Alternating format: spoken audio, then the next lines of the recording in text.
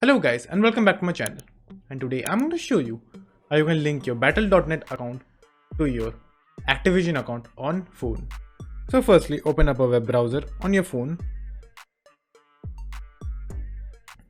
Then simply open up and log in to your Activision account. As you can see, I've already logged in to my account.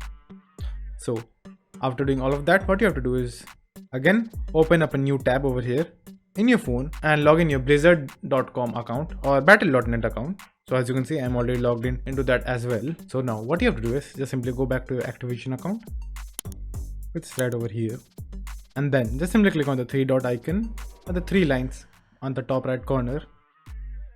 Then click on profile, then just simply scroll down and click link account in front of battle.net account. So just simply click that, then click continue over here. And as you can see now, it linked my battle.net account to my Activision account because I already signed in both of the accounts on the same browser.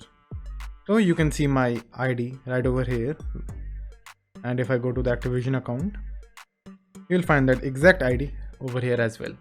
So that's it, and thank you for watching, and do like and subscribe to my channel.